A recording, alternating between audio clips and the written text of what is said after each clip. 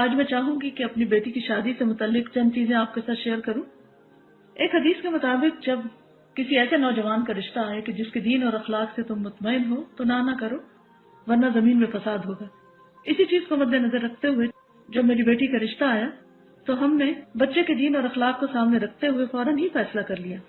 حالانکہ اس وقت اس کی کوئی جاب بھی نہیں تھی، لیکن جب سیکنڈ لاسٹ سیمسٹر کا امتحان دیا اور آخری سیمسٹر اس کا جنوری میں شروع ہو رہا تھا، اس میں یہ ہوا کہ جس دن نکاح ہوا اس دن اس کو کال آئی اور نکاح کے 2 دن بعد اس نے ایک انٹرویو دیا اور ساتھ ہی اس کی جاب بھی ہو گئی۔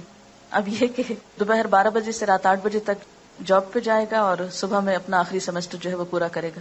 تو میں نے تو یہ بھی کہا کہ آپ اس کی فکر نہیں کریں، مریم آپ کو بالکل تنگ نہیں کرے گی، کوئی مطالبہ نہیں کرے گی، اور میں نے مریم سے بھی کہا کہ تم نے بالکل پریشان نہیں کرنا کسی بھی چیز کے لیے، اور اس کو یکسوئی کے ساتھ پڑھنے دینا ہے۔ اور میں نے کہا کہ آپ دیکھ لیں، اگر آپ سمجھتے ہیں کہ پڑھائی اور جاب دونوں ساتھ چل سکتی ہے تو پڑھیں، اگر نہیں چل سکتی تو پہلے آپ اپنی اسٹڈیز کو کمپلیٹ کر لیں، اس کے بعد آپ اپنی جاب دیکھ لیں، کیونکہ رزق جو ہے وہ اللہ کے ذمہ ہے۔ انسان جب مال اور دین میں سے 2 کا انتخاب کرے تو میں سمجھتی ہوں کہ دین کا انتخاب کرنا چاہیے، کیونکہ دین کے ساتھ مال تو مل جائے گا لیکن مال کے ساتھ دین کا آنا اس کی کوئی گارنٹی نہیں۔ نبی صلی اللہ علیہ وسلم نے فرمایا کہ 4 چیزیں خوش قسمتی کی علامت ہے: نیک بیوی، کھلا گھر، نیک ہمسایہ، اچھی سواری، اور 4 چیزیں بدبختی کی علامت ہے: بری بیوی، برا ہمسایہ، بری سواری اور تنگ گھر۔ عورت سے 4 چیزوں کے پیش نظر نکاح کیا جاتا ہے: اس کے مال و دولت کی وجہ سے، حسب نسب کی وجہ سے، یا خوبصورتی کی وجہ سے، یا اس کی دینداری کی وجہ سے۔ اے انسان تیرے ہاتھ خاک آلود ہوں، دیندار عورت سے نکاح کرنے میں کامیابی حاصل کرو۔ ہمیں سوچنا چاہیے کہ آخر اللہ کے رسول صلی اللہ علیہ وسلم نے دینداری ہی کو کیوں دیکھا اور کیوں معیار بنایا؟ آپ نے فرمایا مسلمانوں میں غریب لوگ مالداروں سے 500 سال پہلے بہشت میں جائیں گے۔ آپ نے فرمایا ہر امت کے لیے ایک فتنہ ہوتا ہے، میری امت کا فتنہ مال ہے۔ پھر اسی طرح برادری اور خاندان کو دیکھا جاتا ہے کہ کیا ذات ہے۔ یقین مانی مجھے ابھی تک یہ پوچھنے کا یاد ہی نہیں رہا کہ ان کی ذات کیا ہے۔ کسی نے جب مجھ سے پوچھا کہ ان کی ذات کیا ہے تو پھر مجھے خیال اچھا میں پوچھوں گی، اور میں جب سوچتی میں پھر بھول جاتی تھی، اور ابھی تک بھولی ہوئی ہوں، کیونکہ یہ ذات اور برادریاں تو صرف پہچان ہے انسان کی، اس سے بڑی پہچان جو ہے وہ اس کی دینداری اور اخلاق ہے۔ اور سب آدم سے اور آدم مٹی سے بنائے گئے، اس لیے کوئی کتنی بھی بڑی ذات سے ہو اصل تو سب کی ایک ہے۔ پھر اسی طرح حسن و جمال یہ بھی اللہ کی دین ہے، ہر ایک کو اللہ نے پیدا کیا اور اپنی مرضی سے بنایا، کسی پر بھی اعتراض کی کوئی گنجائش نہیں۔ اللہ جیسے چاہتا ہے صورتیں پیدا کرتا ہے، لیکن اللہ کے نزدیک جو عزت والا ہے وہ تقوی والا ہے۔ پھر یہ کہ اچھے ساتھی کے لیے دعا بھی کرنی چاہیے، استخارہ کرنا چاہیے، چھان بین یا معلومات لینی چاہیے، اور اگر پہلے سے معلوم ہو اخلاق اور کردار کا تو مزید تجسس اور پیچھا نہیں کرنا چاہیے، کیونکہ کوئی بھی انسان فرشتہ نہیں ہوتا، دنیا میں فرشتوں کی تلاش محال ہے۔ اور اچھے ساتھی کے لیے جو دعائیں ہیں اس میں ایک تو یہ قرآنی دعا ہے اور دوسری حضرت موسیٰ علیہ السلام کی رب انی لما انزلت الی من خیر فقیر۔ پھر استخارہ ہے، اور استخارہ سے کوئی غیب کی خبریں نہیں پتہ چلتی، استخارہ جو ہے وہ اللہ تعالیٰ سے ایک مشورہ ہے کہ اللہ تعالیٰ اگر یہ کام اچھا ہے تو ہمارے لیے آسان کر دے، اور اگر اچھا نہیں تو ہم سے پھیر دے۔ اس میں دعا استخارہ بھی دی گئی ہے CD میں، تاکہ لوگ اگر اسے دیکھیں تو آئندہ اپنے استعمال میں لا سکیں۔ پھر اس میں یہ ہے کہ عموماً جب رشتے کیے جاتے ہیں تو لوگ بہت آرٹیفیشل باتیں کرتے ہیں، جھوٹ سے کام لیتے ہیں، یا یہ کہ لوگوں کے اندر بگاڑ پیدا کرتے ہیں، تو اس سے بھی بچنا چاہیے۔ مشورہ صرف اس سے کرنا چاہیے جو آپ کو صحیح مشورہ دے، اور صرف اس تک بات پہنچائیں جس نے آپ سے مشورہ لیا ہے۔ یہ نہیں کہ آپ ارریلیونٹ شخص سے پوچھا، پھر اس نے ایسی باتیں آپ کو بتائیں اور پھر ان باتوں کو کھولنا شروع کر دیا اور رشتہ لیتے لیتے لوگوں کو آپس میں لڑا کے اور فساد ڈال دیا۔ یہ عموماً جو ہمارے ہاں دیکھا جاتا ہے وہ درست نہیں۔ اسی طرح یہ ہے کہ لڑکی کو دیکھ لینا چاہیے اگر لڑکے کی خواہش ہو، اور اس میں یہ ہے کہ تصویر بھی دکھائی جا سکتی ہے اور سامنے بھی دیکھا جا سکتا ہے، لیکن یہ ہے کہ اگر ممکن ہو تو پہلے سے دیکھ کر پھر پیغام بھیجا جائے، یا یہ کہ جب سب بات طے ہو جائے تو پھر آمنے سامنے لا کے دکھایا جا سکتا ہے۔ آپ صلی اللہ علیہ وسلم کو حضرت عائشہ کو دکھایا گیا تھا خواب میں۔ پھر یہ ہے کہ منگنی جب ہو جائے، بات طے ہو جائے، اور اس میں آپ کو یہ بتا دوں کہ منگنی کے موقع پر ہم نے ایسا نہ تو کوئی تقریب کی، نہ ہی کسی تحفوں کا تبادلہ کیا، نہ ہی انگوٹھی پہنائی، نہ انہوں نے انگوٹھی پہنائی، نہ ہم نے، نہ کوئی کپڑے وہ لائے، نہ ہم نے کپڑے بھیجے، نہ ہی کچھ اور۔ ہوا یہ کہ جب زبانی کلامی بات پکی ہو گئی تو اس کے بعد نیکسٹ ڈے جیسے خوشی کے موقع پہ کچھ پھول وہ لے کر آئیں مریم کی جو ساس ہیں۔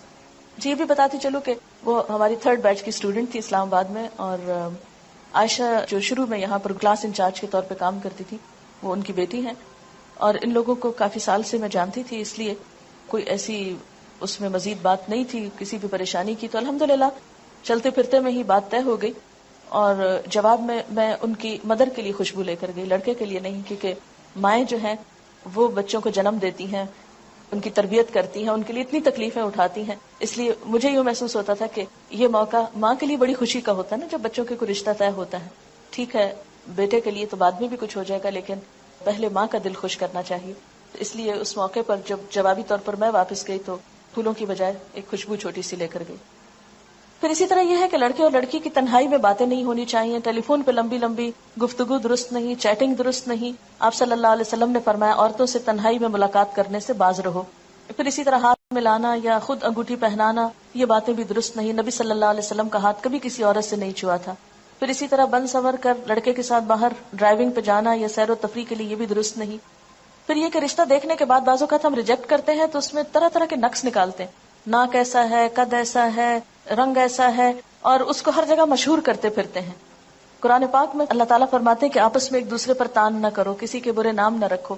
ایمان لانے کے بعد فسق میں نام پیدا کرنا بہت ہی برا ہے. پھر اسی طرح ہمارے ہاں صرف لڑکے والے پیغام بھیجتے ہیں، لڑکی والے نہیں بھیج سکتے، بہت مایوب سمجھا جاتا ہے. حالانکہ اگر اس میں ہم دیکھتے ہیں کہ حضرت عمر کی بیٹی حضرت حفصہ جو تھی جب وہ بیوہ ہوئی تو وہ خود حضرت ابو بکر کے پاس پیغام لے کر گئے کہ میری بیٹی سے نکاح کر لو. تو اس میں کوئی مایوب بات نہیں ہے.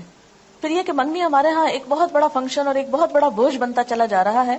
منگنی کا اصل مقصد یہ ہوتا ہے کہ اس بچی کے لیے پھر کوئی اور پیغام نہ بھیجے، اس کا اعلان کر دیا جائے تاکہ یہ پتہ چلے کہ یہ بچی فلاں سے منسوب ہو چکی ہے. اور فرمایا کہ کوئی مسلمان کسی دوسرے مسلمان کے پیغام پر پیغام نہ بھیجے، نہ کوئی کسی کی فروخت شدہ چیز پہ اپنی چیز بیچے، اور نہ ہی کسی عورت کو نکاح کا پیغام بھیجے جس کے لیے کسی اور نے پیغام بھیجا ہو. پھر یہ ہے کہ اگر ایک پیغام بھیجنے کے بعد ارادہ ترک کر دے تو دوسرا پیغام بھیج سکتا ہے. اس سے پتہ چلتا ہے کہ ہمارا دین ہم سب کے احساسات اور جذبات کا کتنا خیال رکھتا ہے.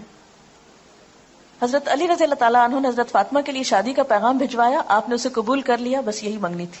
کیونکہ بات انسان کی یہ عہد سب سے بڑی بات ہوتی ہے. مردوں کے لیے سونے کی انگوٹھی پہننا جو ہے وہ درست نہیں. آپ نے فرمایا کہ تم میں سے کوئی شخص آگ کے انگارے ہاتھ میں پہننا چاہتا ہے تو وہ سونے کی انگوٹھی پہن لیتا ہے.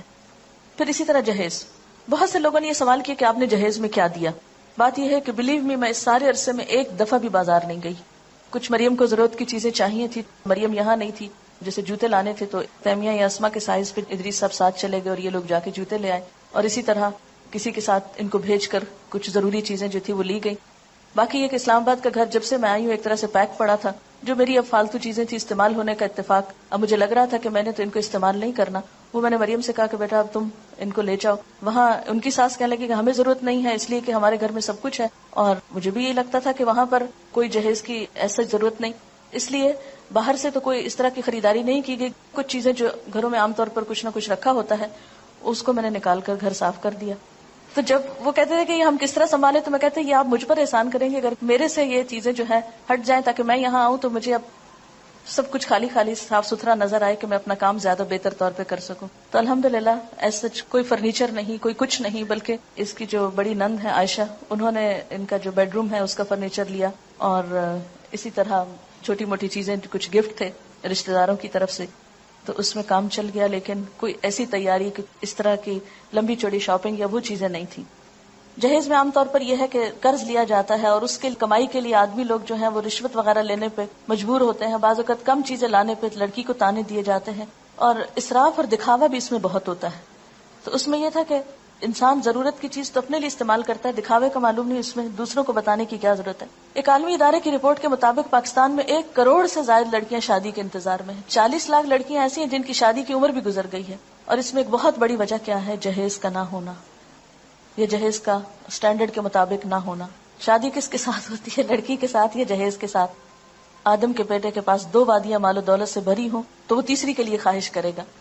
حضرت علی کہتے ہیں کہ حضور صلی اللہ علیہ وسلم نے حضرت فاطمہ کو جہیز میں 1 چادر، 1 مشکیزہ اور 1 چمڑے کا تکیہ دیا تھا جس میں اذخر کی گھاس بھری ہوئی تھی. حضرت اسما کہتی ہیں کہ فاطمہ جب رخصت کر کے حضرت علی کے ہاں بھیجی گئی تو ہم نے ان کے گھر میں اس کے سوا کچھ نہ پایا کہ وہاں ریت بچھی ہوئی تھی. 1 تکیہ تھا جو کھجور کی چھال سے بھرا ہوا تھا، 1 گھڑا اور 1 پانی پینے کا پیالہ تھا. یہ کوئی ہماری طرح کا مروجہ جہیز نہیں تھا، انتہائی ضرورت کی چیزیں تھیں. سنت میں جہیز کی کوئی حیثیت نہیں.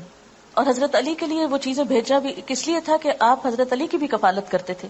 گھر کی ضروریات کا انتظام کرنا لڑکی کے والدین کی نہیں، خود لڑکے کی ذمہ داری ہے. اس موقع پر لڑکے کو الٹا مہر دینا ہوتا ہے اور اس کے لیے بھی ہم نے کوئی ایسی قرارداد طے نہیں کی کہ کتنا ہوگا اور کیا ہوگا. اور انہوں نے پوچھا بھی ہم سے کہ آپ کے ہاں کیا ہوتا ہے. ہم نے کہا ہمارے ہاں کچھ بھی نہیں ہوتا, جو آپ کرنا چاہیں آپ خوشی سے کر سکتے ہیں. عموماً جہیز اس لیے دیا جاتا ہے کہ لڑکی کو وراثت میں حصہ نہ دینا ہو, جبکہ وراثت میں حصہ دینا فرض میں ہے, اور جہیز دینا نہ نفل ہے نہ سنت ہے. یہ ویسے اپنی خوشی کی بات ہے, تحفے کے طور پر کچھ بھی آپ دینا چاہیں یا گھر صاف کرنے کے لیے تو وہ دے سکتے ہیں. پھر کچھ رسومات ہمارے ہاں بہت رواج پا گئی ہیں. شادی سے کچھ ہفتے پہلے یا اس کے بعد تاریخ مقرر کرنے کی جو رسم ہوتی ہے. پھر اسی طرح یہ ہے کہ وقت بھی ضائع ہوتا ہے, پیسوں کی بھی ناقدری, عبادات میں کوتاہی. تو الحمدللہ اس موقع پر کوئی کسی نماز میں تاخیر نہیں ہوئی, کوئی ایسا اسراف اور دکھاوا نہیں ہوا, کوئی اسٹیج نہیں تیار کی گئی تھی, اس کے بغیر بھی شادی ہو گئی. پھر اسی طرح کوئی پیلا جوڑا نہیں پہنایا گیا, بلکہ میں نے شدت سے منع کیا تھا کہ ایسا کوئی رنگ مجھے نظر بھی نہ آئے. بعضو کہتا تھا نا کہ بھول کے انسان کوئی ایسی چیز پہلے پہن لیتا ہے, پوری طرح اس رسم کو جو ہے وہ ختم کرنا ہے. اب یہ دیکھیں, یہ دو تصویریں ہیں, ایک انڈین تصویر ہے اور ایک پاکستانی. دونوں میں کیا فرق نظر آ رہا ہے آپ ہی پہچان سکتے ہیں, مجھے تو پہچان نہیں ہو رہی. پھر جہیز کی نمائش, یہ بھی دو کمپیریزن ہے. پھر اسی طرح یہ ہے کہ ٹھیک ہے اگر کچھ تفریح ہو رہی ہے یا گانا بجانا ہو رہا ہے تو اس میں ڈانس کی تو کوئی گنجائش نہیں نکلتی.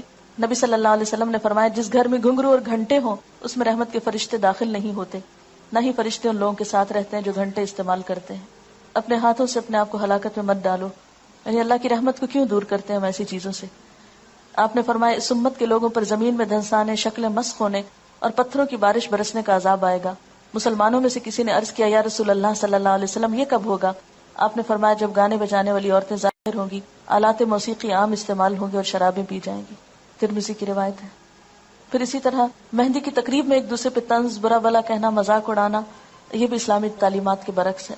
پھر اسی طرح مہندی کے موقع پر کھانوں کا اہتمام جو ہے اور اس میں خصوصی ڈیکوریشن یلو کلر میں, یہ تو درست نہیں, لیکن مہندی لگانا درست ہے. اس موقع پر ایسا کیا تھا کہ ہاسٹل کی سب بچیوں کو ہم نے اکٹھا کر لیا تھا باہر سے, صرف میری بہنیں تھی, مریم کی جو نندیں ہیں انہوں نے مریم کو مہندی لگائی اور میں نے ہاسٹل کی سب بچیوں کے ہاتھ پہ کچھ کچھ لگایا. اوٹ پٹانگ لکیریں ادھر ادھر تھوڑا تھوڑا. ایک بات بتانا میں بھول گئی کہ مریم چونکہ وہاں تھی تو میں نے کہا کہ کچھ کام تم شروع کرو, فارغ نہیں بیٹھو. تو کلاس نے اسماء الحسنہ نہیں ابھی پڑھے تھے, 2 کلاسز اس وقت وہاں چل رہی ہیں, ایک تعلیم القرآن کورس کی اور ایک دوسری, تو اس نے ان کو اسماء الحسنہ سکھانے شروع کی, جیسے اسماء یہاں پر یہ صورتوں کے نام وغیرہ سکھاتی. تو جو آخری دن تھا, یعنی شادی کا جو دن تھا, نکاح کا دن, اس دن اس کا بس صرف ٹائم ٹیبل تھوڑا تبدیل کیا تھا کہ صبح صبح اس کی کلاس تھی, لیکن یہ کہ اس دن بھی اس نے پڑھایا. پھر اسی طرح یہ ہے کہ کھانوں میں بہت زیادہ اسراف ہوتا ہے. قرآن پاک میں اللہ تعالیٰ فرماتے وَلَا تُبَذِّرْ تَبْذِيرًا إِنَّ الْمُبَذِّرِينَ كَانُوا إِخْوَانَ الشَّيَاطِينِ وَكَانَ الشَّيْطَانُ لِرَبِّهِ كَفُورًا. فضول خرچی نہ کرو, فضول خرچ لوگ شیطان کے بھائی ہیں اور شیطان اپنے رب کا ناشکرا ہے. یعنی پیسے کا ضیاع محض دکھاوے میں اور اسراف میں, یہ شیطان کو خوش کرنے والی بات ہے, رحمان کو نہیں. اور اس میں اب ضرور آپ کو انتظار ہوگا کہ مریم نے پہنا کیا تھا. اس کو سفید رنگ کا جوڑا پہنایا تھا جس میں پنک کلر کی پائپنگ دوپٹے پہ لگی ہوئی تھی اور کچھ پنک کلر کی کڑھائی تھی اور پنک کلر کے موتیوں کا ہار تھا. یہ شادی کے موقع پر جو فنکشن تھا اس میں پہنایا تھا.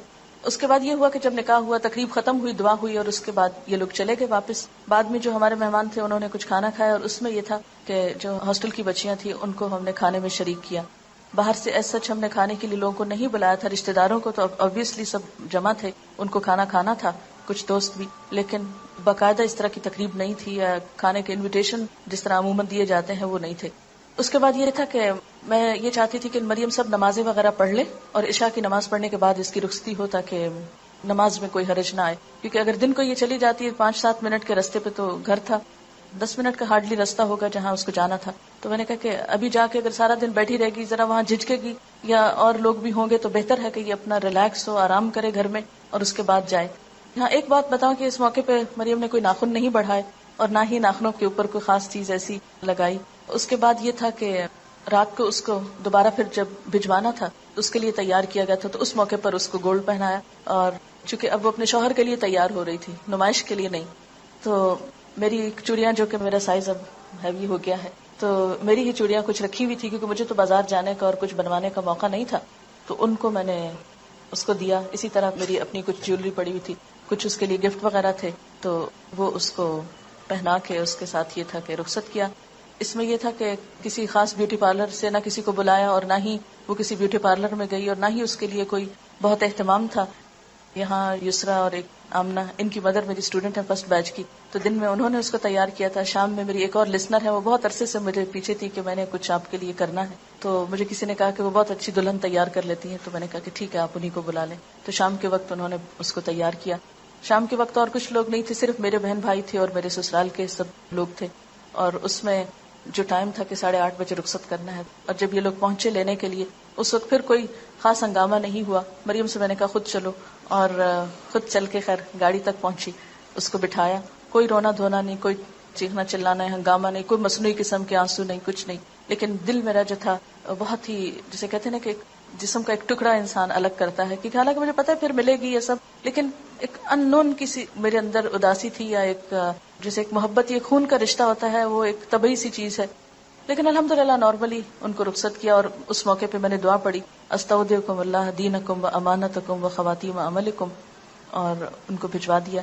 اور جو سب سے مشکل پارٹ تھا وہ یہ تھا کہ میں اپنے داماد سے حجاب کیسے اتاروں. مجھے اس قدر شرم آ رہی تھی، اس قدر شرم، کیونکہ اس دن تو میں نے خیر اتارا نہیں، وہ باہر ہی تھا بیچارہ، اندر تک نہیں آیا. لیکن اگلے دن جب صبح میں مریم ساتھ آئی تو مجھے یہ تھا کہ اب میں کیا کروں. میں چادر لی تھی، تھوڑا سا نیچے کیا، پھر تھوڑا سا، پھر تھوڑا سا. تو لیکن اس کے سسر جو ہیں ان کے سامنے میں ابھی تک نہیں جا سکی، کیونکہ میری ہمت نہیں پڑتی تھی کہ میں کس طرح ان کے سامنے جو، کہ وہ الہدا میں پہلے سے ہی الہدا کی تعمیر کرنے میں وہ کافی ایکٹیو رول ادا کرتے رہے ہیں. ہم جب یہاں آ گئے کراچی تو پیچھے سے چونکہ ادریس صاحب وہاں نہیں ہوتے تھے، تو پھر بہت سے مسائل جو مرد حل کرتے ہیں تو اس میں وہ بہت ماشاءاللہ کام کرتے رہے. وقتاً فوقت جب انہیں بلایا وہ اسی وقت اٹھ کے آ جاتے تھے. تو ان کے ساتھ کئی ایک میٹنگز پہلے ہو چکی تھی. اب مجھے شرم یہ آ رہی تھی کہ پھر میں ان کے سامنے بیٹھوں اور منہ سے کھول کے بیٹھوں، لیکن یہ ہے کہ ظاہر ہے کہ اب ایک رشتہ ہے تو انشاءاللہ نیکسٹ میٹنگ میں پھر بیٹھیں گے. اس کے بعد یہ تھا کہ جیسے میرے رشتہ دار اور کچھ اور لوگ گفٹ وغیرہ لے کر آئے تھے. باقی تو میں نے چونکہ انوائٹ نہیں کیا تھا، اور میرا مقصد یہی تھا کہ لوگوں کو کچھ لانے کی تکلیف نہ ہو. اسٹاف کے لوگوں میں سے میں نے کسی ایک کو مقرر کیا ہوا تھا کہ اسٹوڈنٹس میں سے اگر کوئی گفٹ لے کر وہاں پر آئے تو اس کو بہت پیار سے، بہت اچھے طریقے سے سمجھا دیں کہ یہ اس طرح کی شادی تو ہو نہیں رہی، تو آپ ایسا نہیں کریں. لیکن یہ کہ جو میرے بہت کلوز جاننے والے اور رشتہ دار لوگ تھے وہ جو کچھ لے کر آئے تو مجھے یہ تھا کہ یہ پھر یہاں کیا کرے گا. کچھ چیزیں تو مریم کے ساتھ چلی گئیں، اور کچھ آنے سے پہلے الحمدللہ میں اپنی الماری بالکل خالی کر کے، صاف کر کے، حساب چکا کے، یعنی جو رشتہ دار وغیرہ آئے تھے ان کو واپسی پہ میں نے، جیسے مہمان کا ایک حق ہوتا ہے، اس حق کے طور پر انہی چیزوں کا تبادلہ کر کے ادھر کی ادھر، ادھر کی ادھر، ادھر کی ادھر، سب کی سب چیزیں تقریباً نکال دی. اور ریلیکس ہو کے، بالکل فارغ ہو کے، میں 29 کو پھر ولیمہ تھا اور 31 کو میں یہاں آ گئی، کیونکہ میرا ارادہ یہ تھا کہ 1 جنوری کو ہم دوبارہ سے اپنا کام پراپر طریقے سے شروع کریں. اور اس میں بھی یہ تھا کہ جیسے 27 کو شادی تھی تو اگلے دن سیٹرڈے کو پھر میری کلاس تھی، اور پھر اسی طرح کلاس جو ہے وہ لی گئی. اور شادی کے موقع پر جیسے بارات اور سہرے کا ہوتا ہے، یہ بھی ہمیں سوچنا چاہیے کہ کس کی تقلید ہے. ہاں، بہت سے لوگوں نے پوچھا کہ مریم نے کیا پہنا، تو ان کا یہ خیال تھا شاید غرارہ یا کچھ اس طرح. تو قمیص شلوار تو مجھے خیال بھی نہیں آیا کہ یہ غرارہ ضروری ہے. میں اصل میں سوچ رہی تھی کہ جو میرا ڈریس ہے وہی وہ پہن لے گی، لیکن میں پتہ نہیں کہیں رکھ کے بھولی ہوئی تھی، وہ آخری مومنٹ تک مجھے ملا نہیں، بلکہ جب وہ چلی گئی تو بعد میں مجھے نظر آیا جب چیزیں ادھر ادھر صفائی میں کر رہی تھی. تو بہرحال نکاح کے ارکان جو ہے ولی کی موجودگی ہونی چاہیے، گواہ ہو، مہر ہو، خطبہ نکاح ہو، ایجاب و قبول ہو اور اعلان نکاح ہو. یہ ہے اصل شادی. ولی کی موجودگی کیوں ضروری ہے، اس کی دلیل کیا ہے، وہ قرآن پاک میں آتی ہے. پھر اس کے بعد ولی میں کون کون لوگ شامل ہیں، پھر اگر کسی کا ولی نہ ہو تو وہ کیا کرے. نیکسٹ، زبردستی نکاح نہ کیا جائے. پھر نکاح میں لڑکی کی رضامندی ضروری ہے، اس سے پوچھا جائے. پھر اسی طرح یہ ہے کہ اگر لڑکی بولتی نہیں، خاموش رہتی تو یہ خاموشی بھی اس کی اجازت ہے، لیکن رضامندی کے بغیر نکاح درست نہیں. پھر اسی طرح حضرت عائشہ کہتی ہیں، یہ حدیث دلچسپ ہے ذرا پچھلی والی. حضرت عائشہ کہتی ہیں کہ رسول اللہ صلی اللہ علیہ وسلم نے ان سے نکاح کیا جب ان کی عمر 7 سال تھی، اور ان کو آپ کے گھر بھیجا گیا جب ان کی عمر 9 سال تھی، اور ان کے کھلونے ان کے ساتھ تھے. جب حضور صلی اللہ علیہ وسلم فوت ہوئے تو ان کی عمر 18 سال تھی. عورت کو خود نکاح کرنے کی اجازت نہیں ہے اپنا. پھر مہر ہے، مہر کا دلیل کیا ہے، پھر مہر کی مقدار کتنی ہے. اس میں ہم حضرت عبد الرحمن بن عوف کی مثال دیکھتے ہیں کہ انہوں نے سونے کی گٹلی کے وزن پر عورت سے شادی کی. آپ نے فرمایا مبارک ہو، ولیمہ کرو، چاہے ایک بکری ہی کیوں نہ. ازواج مطہرات کے مہر جو تھے، حضرت عائشہ نے فرمایا کہ 12 اوقیہ اور 1 نش. پھر حضرت عائشہ نے پوچھا نش جانتے ہو کیا ہے؟ ابو سلمہ نے کہا نہیں. حضرت عائشہ نے فرمایا نصف اوقیہ، اور یہ 12.5 اوقیہ 500 درہم بنتا ہے، یعنی 500 درہم ازواج مطہرات کا مہر تھا، جو اچھی رقم ہے. اور حضرت ام حبیبہ کا مہر جو تھا وہ 4000 تھا، 4000 درہم. قبول اسلام کو مہر قرار دیا گیا حضرت ام سلیم کی طرف سے. بہترین نکاح وہ ہے جو آسان ہو. ہمارے ہاں جو 32.5 روپے حق مہر ہے اس کی کوئی حقیقت نہیں.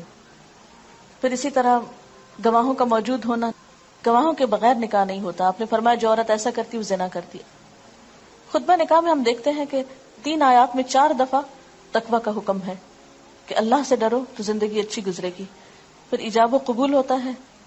3 دفعہ پوچھا جاتا ہے لڑکے سے کہ اس حق کے مہر کے عوض یہ لڑکی تمہیں قبول ہے. جب وہ 3 دفعہ ہاں کرتا ہے تو پھر نکاح کی گرہ لگ جاتی. نیکسٹ، اس میں آڈیو لیکچر بھی سی ڈی کے اندر موجود ہے، وہ سنا جا سکتا ہے. مبارکباد کے کلمات مسنون.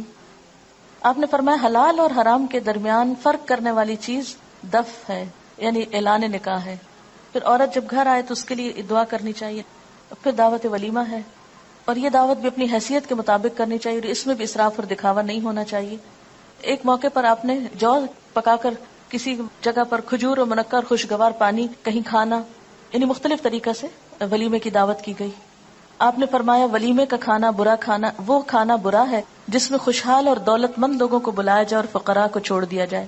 اس موقع پر ہمیں ایک تھوڑی سی مشکل یہ ہوئی، جیسے ولیمہ کی دعوت تھی، انیشلی جو انہوں نے انویٹیشن دیا، یہ ہمارے ہاں عام طور پر شادی کا جو خرچہ ہوتا ہے اس کی تھوڑی سی، مثلا 8 لاکھ روپے 5 لاکھ روپے جو لوگ خرچ کرتے ہیں ایک عام شادی پر، اور اس کے مقابلے میں آپ دیکھیں کہ اللہ تعالیٰ کیا فرماتے ہیں، جو لوگ محض اپنا مال لوگوں کو دکھانے کے لیے خرچ کرتے ہیں اور در حقیقت نہ اللہ پر ایمان رکھتے ہیں نہ روز آخرت پر، سچ یہ ہے کہ شیطان جس کا رفیق ہوا اسے بہت ہی بری رفاقت میسر آئی. یعنی دکھاوے کے لیے اتنی رقمیں اڑانا جو ہے یہ سراسر غیر اسلامی ہے. آپ دیکھیں کہ تقریبات کے موقع پر 100 روپے فی کس کے حساب سے 8 روپے کا کھانا روزانہ پک رہا ہے. یہ ایک اخبار میں آیا تھا. یعنی روزانہ شہر میں جو کھانا پکتا ہے، ایک شادی میں نہیں کئی شادیوں کو جب ملایا جاتا ہے، 8 کروڑ روپے. یعنی اگر 100 روپے پر پرسن کا کھانا ہو تو ایک دن میں جو پک رہا ہے. پھر اسی طرح ہر سال پاکستانی 150 ارب روپے کا گوشت کھاتے ہیں. پھر اسی طرح دوسری طرف ہم دیکھتے ہیں کہ پاکستان کی 25% آبادی غذا کی کمی کا شکار ہے. 30% کھانا روز ضائع ہوتا ہے. صرف کراچی میں 2 کروڑ روپے مالیت کا کھانا روزانہ جھوٹا کر کے چھوڑ دیا جاتا ہے. یہ اخبار کے اسٹیٹسٹکس ہیں. یہ اعداد و شمار ہم سے کیا تقاضا کرتے ہیں؟ پاکستان کی کل آبادی 13 کروڑ ہے، اس میں سے 4 کروڑ 20 لاکھ لوگ، آبادی کا 30% حصہ انتہائی غریب ہے. 4 کروڑ 70 لاکھ لوگ، آبادی کا 62% لکھنا پڑھنا نہیں جانتے. 76% عورتیں پڑھی لکھی نہیں. 80 لاکھ بچے اسکول نہیں جاتے. 7 کروڑ 20 لاکھ لوگوں کا یعنی 53% حصہ حفظان صحت، ہسپتال اور طب کی سہولتیں میسر نہیں. 5 کروڑ 40 لاکھ لوگوں کو طبی سہولتیں میسر نہیں. 90 لاکھ بچوں کو مناسب غذائیت میسر نہیں. 6 کروڑ 10 لاکھ لوگوں کو صاف پینے کا پانی میسر نہیں. یہ فیڈرل بیورو آف سروے نے یہ رپورٹ پیش کی ہے. تو جس ملک کی آبادی کا حال یہ ہو، وہاں پر اتنا اسراف شادیوں کے موقع پر کسی طور پر بھی جائز نہیں. اگر اس پیسے کو ہم اپنی قوم کی تعلیم کے لیے خرچ کریں تو ہمارے لیے صدقہ جاریہ ہو. پرائمری اسکول کا 1 سال کا خرچہ 2 لاکھ روپے ہے. ایک بچے کی تعلیم 3,000 روپے سالانہ ایوریج. پروفیشنل کالج میں ایک بچے کی تعلیم 12,000 روپے سالانہ. ٹی بی کے مریض کا علاج 8,000 روپے سالانہ. کیا ایسا نہیں ہو سکتا کہ ہم اپنی شادیوں میں سے کچھ پیسے بچا کر ہم اپنے عوام پر صرف کریں جنہیں ضرورت ہے؟ تو جو لوگ اپنے مال اللہ کی راہ میں صرف کرتے ہیں ان کے خرچ کی مثال ایسی ہے جیسے ایک دانہ بویا جائے اور اس سے 7 بالیں نکلیں، ہر بال میں 100 دانے ہوں. اسی طرح اللہ جس کے عمل کو چاہتا ہے افزونی عطا فرماتا ہے. وہ فراخ دست بھی ہے اور علیم بھی ہے. ایک اور چیز میں بتانا چاہوں گی، یہاں پر ایک انٹرویو ہے، اس وقت ٹائم نہیں. ہماری ایک اسٹوڈنٹ تھی سارا، جو آئی ٹی ڈپارٹمنٹ میں کام کرتی تھی. ان کی شادی کس طرح ہوئی اور اس موقع پر کیا اچھی مثال پیش کی گئی. سی ڈی میں موجود ہے. جو لوگ یہ سی ڈی لیں، سی ڈی باہر فار سیل اب اویلیبل ہے، عام لوگوں کے لیے بھی اس کو پرنٹ کرا لیا گیا ہے. تو اس میں آپ دیکھیں کہ اگر اسی مال کو ہم اپنی دنیا اور آخرت سنوارنے کے لیے استعمال کریں بنسبت اس کے کہ صرف ایک شادی کے موقع کو اپنی ذاتی خواہشات کی تکمیل کے لیے، صرف اپنے دل کو یا اپنی آنکھوں کو ٹھنڈا کرنے کے لیے مال خرچ کریں، اس کی بجائے اگر ہم اسے باقاعدہ بہتر طرح استعمال کریں تو دنیا بھی ہماری بہتر ہو سکتی ہے اور آخرت بھی. اس میں صدقہ خیرات کر کے انسان کو بتانا تو نہیں چاہیے، لیکن تھوڑی سی مثال میں دوں گی کہ جیسے رشتہ داروں کا حق ہوتا ہے، تو میں نے کوشش یہ کی کہ شادی کے موقع پر جو گفٹ آئے ہیں وہ صرف مریم کو نہیں ملے بلکہ رشتہ داروں کو بھی ملے. اس کی کزنز جو ہیں یا ان کی جو اور رشتہ دار خواتین ہیں، جو بھی بچے یا بڑے یا جو بھی تھے، تو اس کو میں نے ان لوگوں کو بھی تقسیم کیا. اور یہ بھی میرے دل میں اللہ کی رضا تھی، نہ کہ یہ سوچا کہ ان کی طرف سے مجھے کچھ ملے یا یہ اگر کچھ لائے ہیں تو اس کا بدلہ ہو. نہیں، صرف ایک صلہ رحمی کے لیے. دوسرا یہ کہ مریم کو جیسے ولیمے کے موقع پر کچھ آنے والوں نے کچھ پیسے ویسے جو سلامی جس کو بولتے ہیں وہ دی، تو اگلے دن جب صبح میں آئی تو ایک لفافہ پکڑا ہوا تو کہنے کہ ماما یہ الہدا میں ڈال دیں. میرا داماد بھی ساتھ تھا تو کہنے لگے کہ یہ ہم دونوں کی طرف سے الہدا کے لیے ہے. تو میں نے کہا کہ آپ لوگ ایک نئی زندگی شروع کر رہے ہیں، آپ کو اپنی ایجوکیشن وغیرہ کے لیے بھی ضرورت ہوگی، تو آپ لوگ رکھیں اس کو. لیکن بالکل نہیں مانے اور بسد اصرار وہ پیسے جو ہیں وہ چھوڑ گئے. خیر میں نے بھی نہ پوچھا کہ کتنے ہیں اور نہ میں نے خود گنے، میں نے الہدا کی انتظامیہ کے حوالے کیے اور اس طرح زندگی کا ایک آغاز کیا گیا. اس کے بعد یہ تھا کہ جب صبح ملنے کے لیے آئے ہیں تو میری کلاس کا وقت تھا، میں تھوڑا سا بیٹھی ہوں اور اس کے بعد میں نے معذرت کی، میں نے کہا کہ میری کلاس کا وقت ہے. تو میرے داماد کہتے ہیں کہ نہیں آپ ضرور جائیں، اور میں کلاس میں چلی گئی. تو میں نکلنے لگی تو میں نے کہا کیا مریم بھی آ سکتی ہے، کیونکہ شادی کے بعد شوہر کی اجازت ضروری ہے، چاہے وہ بچے ہیں اپنے لیکن پھر بھی جو ادب آداب ہیں ان کا لحاظ ضروری. کہتے کیوں نہیں انشاءاللہ ضرور. تو وہ باہر پھر مردوں میں چلے گئے اور مریم جو ہے وہ کلاس میں میرے ساتھ نیکسٹ ڈے پر نیچے بیٹھی. تو پھر اس کے بعد یہ تھا کہ چونکہ کھانے کا وقت ہو رہا تھا، ان لوگوں کو جانا تھا، کچھ اور مہمان وغیرہ بھی تھے ان کے ہاں، تو پھر وہ بیچ میں کلاس کے اٹھ کے چلی گئی. لیکن یہ کہ مجھے نہیں پتا چلا کہ شادی کے ساتھ جو تعلیم کا سلسلہ ہے، یہ جو کام ہے، وہ کسی طور پر بھی متاثر نہیں ہوا، اس لیے کہ جن لوگوں کے ساتھ رشتہ جوڑا وہ بھی دین کو سمجھنے والے، مقصد کو سمجھنے والے، اور وقتاً فوقتاً اس کی تعلیم و تبلیغ میں شریک بھی رہے ہیں. اس لیے الحمدللہ کسی موقع پر کوئی تکلف نہیں، کوئی بیڈ فیلنگ نہیں. میں اللہ کا کتنا شکر ادا کروں کہ میرے آنسو اس پہ نہیں تھمتے کہ اللہ تیرا کتنا شکر ہے کہ تھرو آؤٹ رشتہ لینے سے لے کر شادی کے یعنی آخر میں جو میں ان کو خدا حافظ کہہ کے آئی ہوں، اس سارے موقع تک ایک مرتبہ بھی اللہ کا 1000 لاکھ دفعہ شکر ہے کوئی بیڈ فیلنگ دونوں فریقین کے درمیان نہیں ہوئی. ورنہ عام طور پر کیا ہوتا ہے کہ شادی ہونے سے پہلے یا شادی کے دن یا شادی کے بعد کوئی نہ کوئی بہانہ ڈھونڈ لیا جاتا ناراض ہونے کا، یا کوئی بہانہ ڈھونڈ لیا جاتا ہے ایک دوسرے کو ستانے کا یا پریشان کرنے کا. اصل حقیقی خوشی اور سکون اور راحت اور آرام کس میں ہے؟ مال و دولت کے دکھاوے یا اسراف اور لباس اور ان چیزوں میں نہیں ہے. اصل خوشی یہ ہے کہ انسانیت کا احترام ہو، ایک دوسرے کی عزت کی جائے، ایک دوسرے کو اس کا مقام دیا جائے، ایک دوسرے کی قدر پہچانی جائے، اور اس کا پورا لحاظ رکھا گیا. الحمدللہ دونوں طرف سے رکھا گیا. اس میں میرا کوئی کمال نہیں ہے یا میری طرف سے نہیں ہے. اگر ظاہر ہے کہ وہ لوگ کوآپریٹ نہیں کریں تو ہم کیا کر سکتے ہیں. لیکن چونکہ رشتہ اگر دین کی بنیاد پر ہوتا ہے اور دین کی روح اور اسپرٹ کو جاننے والے لوگ موجود ہوں تو پھر بہت سے معاملات طے کرنے میں مشکل نہیں ہوتی. یعنی کسی بھی معاملے میں یہ نہیں ہوا کہ اگر ہم نے کہا ایسا کر لیتے تو انہوں نے کہا نہیں یہ تو ہو نہیں سکتا، یا انہوں نے کہا کہ ایسا کرتے تو ہم نے کہا یہ تو پاسبل نہیں. کہیں نہیں، دونوں فریقین نے ایک دوسرے کے ساتھ مکمل طور پر ہم آہنگی اور آپس میں اتفاق کا مظاہرہ کیا. شادی کے بعد یہ ہے کہ دونوں کا تعلق کیا ہے. ہن لباس لکم وانتم لباس لہن، وہ تمہارا لباس ہے تم ان کا لباس ہو. اس سلسلے میں جو خاص نصیحت میں نے مریم کو رخصتی کے وقت کی وہ کیا تھی کہ مریم تم ایک نئے گھر میں جا رہی ہو، لیکن یاد رکھنا یہ عارضی گھر ہے، اس سے آگے ایک پائیدار گھر تمہارا انتظار کر رہا ہے. اس زندگی کی خوشیوں میں اور اس زندگی کے سکون میں جا کر تم اپنی آخرت کو نہیں بھولنا. میں تمہیں اس موقع پر بھی یہی نصیحت کروں گی کہ وہاں جا کر بھی آخرت کے گھر کی تیاری جاری رکھنی ہے. اور اس میں سب سے پہلے یہ کہ آخرت کی تیاری حقوق العباد کو ادا کر کے ہوتی ہے. عبادات تو اپنی جگہ. ہاں ایک اور دلچسپ بات یہ کہ جب نیکسٹ ڈے ملاقات ہوئی میرے بچے کی والدہ سے تو کہنے لگی کہ ہنس رہی تھی کہ آج سب لوگ مسجد میں انتظار کر رہے تھے کہ آج تو عاطف کی شادی ہے، دیکھتے ہیں فجر کی نماز میں آتا ہے یا نہیں. تو کہتے ہیں کہ الحمدللہ وہ اس امتحان میں پورا اترا ہے اور آج بھی فجر کی نماز اس نے مسجد میں جا کے پڑھی ہے. تو مجھے اتنی خوشی ہوئی، میں نے کہا الحمدللہ اللہ کا لاکھ لاکھ شکر ہے کہ جس نے ایسے موقعوں پر اپنی اطاعت کی توفیق دی ہے. ورنہ عموماً کیا ہوتا ہے خوشی کا موقع یا غم کا موقع سب سے پہلے ہم نماز روزہ یا انسانوں کے حقوق کو بھول جاتے ہیں بعض اوقات. تو اس میں یہ ہے کہ جو خاص تاکید میں نے کی کہ مجھے کوئی بھی چیز جو گھر میں ایسی ہو جو، کیونکہ انسان ہے اگر کسی قسم کی کوئی ناگوار فیلنگ بھی کبھی آئے اللہ نہ کرے مجھ تک نہیں پہنچانی، اس کو کہیں باہر جا کے ڈسکلوز نہیں کر، کسی دوست سے اس کا ذکر نہیں کرنا، اللہ سے دعا کرنی ہے اور مدد مانگنی ہے اور اس سفر کو جاری رکھنا ہے. میں کوئی بھی شکایت، کوئی بھی عیب، کوئی بھی چیز نہ دیکھنا چاہتی ہوں نہ سننا چاہتی ہوں. نو وے. ہن لباس لکم وانتم لباس لکم، دونوں آپس میں نپٹو، ایک دوسرے کا لباس ہو، آپس میں ایک دوسرے کے ساتھ مفاہمت اور موافقت کرو. اور یعنی کہ لڑکا یا لڑکی بالغ ہوتے ہیں تو شادی ہوتی ہے، تو بالغ ہونے کا مطلب یہ کہ اب میچور بھی ہوں اور ایک دوسرے کا حق پہچانے. اس میں عموماً یہ ہوتا ہے کہ مائیں خود کریت کریت کے پوچھتی کیا کھایا تھا، کیا پیا تھا، کیا ملا تھا. اچھا مجھے تو یہ بھی یاد نہیں رہا کہ لوگوں نے اس سے پوچھا اچھا تمہیں منہ دکھائی کیا ملا، اس کو سمجھ ہی نہیں پہلے آئی کہ یہ کیا کہہ رہے. لیکن مجھے کوئی انٹرسٹ نہیں ہوا کہ میں جا کے پوچھوں کہ اچھا کیا زیور تھا تمہارا، کیونکہ ہم نے کوئی زیور اس طرح ایسا منگایا نہیں کہ وہ وہاں سے لا کر دیں اور پھر یہ اس طرح پہنے. جو بھی آیا پہنا. میں نے نہیں ایک دفعہ آنکھ بھر کے بھی نہیں دیکھا کہ کیا چیز ہے، اس لیے کہ جس کا ہے اس کو اللہ نصیب کرے.